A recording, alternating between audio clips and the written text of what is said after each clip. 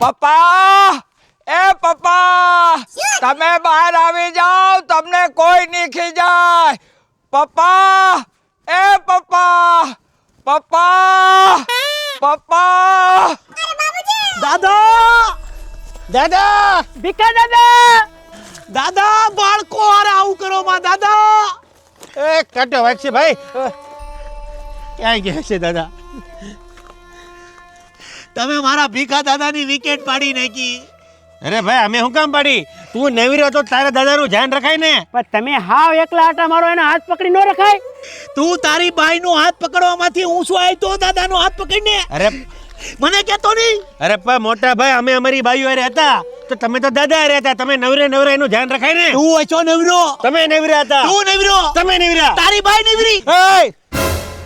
મારી બાઈનું નામ લેતા ને ફરવા આવ્યા છીએ. અરે તમે નવરી ના છો, તમારા દાદાને નો હાસવી ગયા તમે. દાદા, એ બધું મૂકો. દાદાને ગોતોરી પ્લીઝ. મને દાદાની બહુ યાદ આવે છે. દાદાને કોક ઉપાડી જાય ને એની પાસે આખી જિંદગી ભીખ મગાવશે તો. હાલો ઉપર જલ્દી હાલો. દાદા પાસે કોક સિગ્નલ ઉપર ભીખ નો મગાવે. દાદા, દાદા, મારા છોકરાને મેં પેદા કર્યા તો મારે બધું પૂછી પૂછીને કરવાનું. હાથ લઈ લે કસના રણ બાજુ.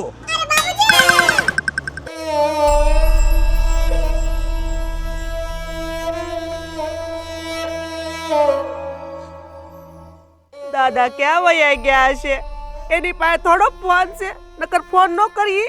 મેં તો પહેલા કીધું દાદાને વોટ્સએપ શીખવાડી ગયો. લાઈવ લોકેશન તો મળી જાત. ભાભી દાદા ક્યાં ગયા હશે? મને તો દાદાની હાચી બહુ ચિંતા થાય છે. મારા બાપને કાંઈ થયું ને તો હું તમને બધાને ઝાડમૂળથી ઉખેડી નાખે.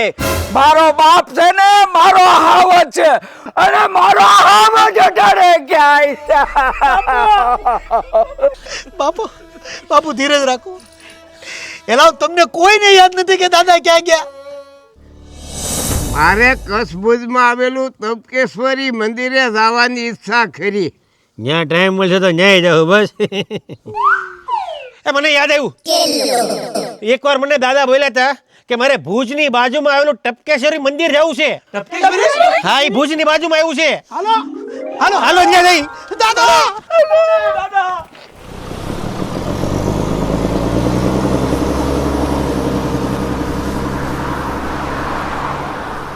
ટપકેશ્વર આવી ગયો. ટપકેશ્વર આવી ગયું. આવ્યો ટપકેશ્વર આવી ગયો. આવ્યો ટપકેશ્વર આવી ગયો. દાદા, દાદા, ભીખા દાદા, દાદા, દાદા,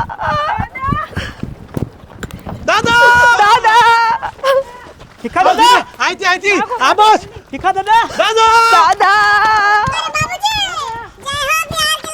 દાદા, દાદા, દાદા, દાદા, સમાજમાં આપણું નાક કપાઈ જાય. દાદા ક્યાં છો?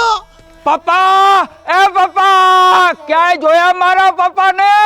દાદા, જ્યાં હોય નથી પાછા વહી આવો. સમાજમાં આપણે આબરૂનો સવાલ છે. હે દાદા, દદ્દુ, દાદા, મારો બાપુ. ભાઈ આ દાદાને ક્યાંય જોયા છે? 85 વર્ષના દાદા છે. કલરમાં ચોકલેટી બ્રાઉન છે. એટલે ચોકલેટી બોય ની કલર બ્રાઉન છે દાદાનો. કોઈ નિશાન બિશાન ખરું? નિશાન દાદાને છે ને 2 લાખું છે. એક વાહામાં લાખું હતું અને એક કુલામાં. એટલે મળે તો કેજો, હું એટલામાં જ છું. દાદા છે મારા દાદા. દાદા, દાદા. ખબર નહીં દાદા ક્યાં વહી ગયા કીધા વગરના. ભાઈ તમે દાદાને ક્યાંય જોયા? ના બેન, નથી જોયા. અમે કચ્છમાં ફરવા આવ્યા હતા ને ખબર નહીં દાદાને કઈ વાતનું ખોટું લાગી ગયું. ક્યાંક વહી ગયા. અમે ક્યાં એને ગોતી ગયો તમે? છેલ્લે કપડાં કેવા પહેર્યા હતા? બ્લુ કલરની લુંગી અને સફેદ કલરની બંડી પહેરી હતી. કચ્છમાં અહીંયા કોઈ લુંગી તો પહેરતું જ નથી. પણ અમારા દાદા પહેરતા હતા. ચિંતા કરવામાં મળી જાય. આગળ વધીએ.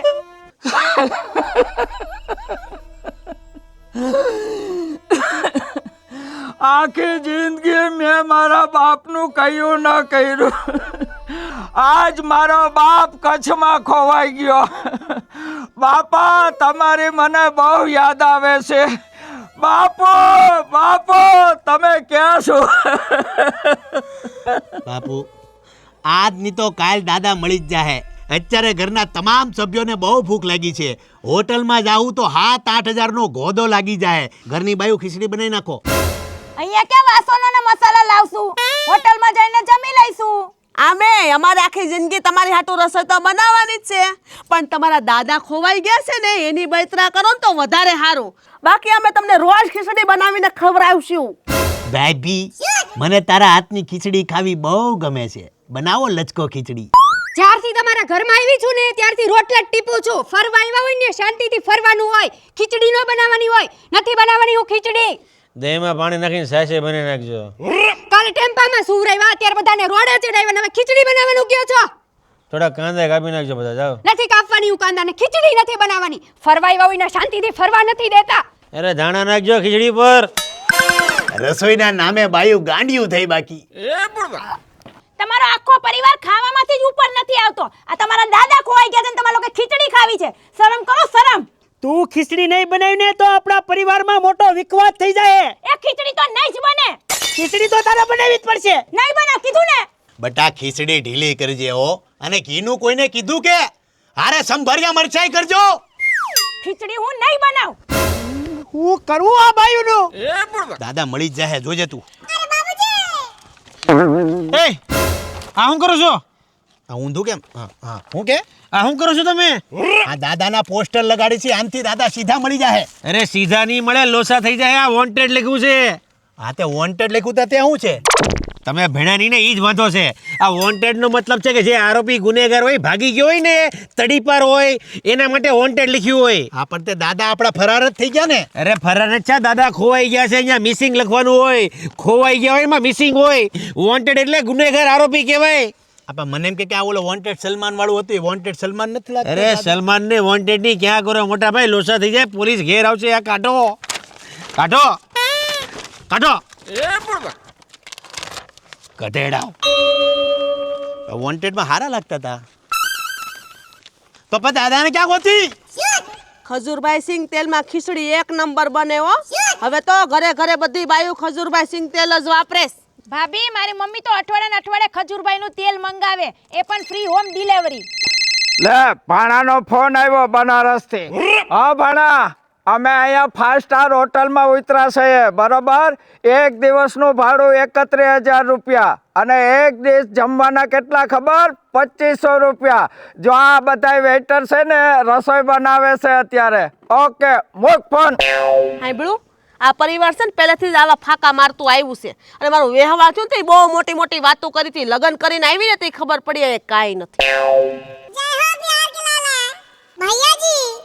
ભાઈઓ, કાલ આપણે દાદાને ગોતવા ક્યાં જાવું? પેલા ખીચડી ખાઈ લેવી પછી વિચારવી. ભાઈ સાઈસમાં બરફ નાખજો. ખીચડીમાં બટર નાખજો હો, પાછા બટર જો હે. અલ્યા તમારો બાપ ખોવાણો છે ને તમે ખીચડી બનાવો છો, મરી જાઓ ખતડાઓ. તો અમારે હું મરી જાઉં? સારી બરે બરે લે લે ખોપ જા મને.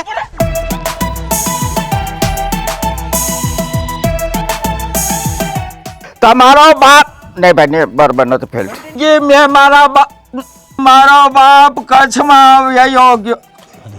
દાદા યાર કરો ખાલી 20-25 દાદરામાં જનરેશન હવે આપવા મળે.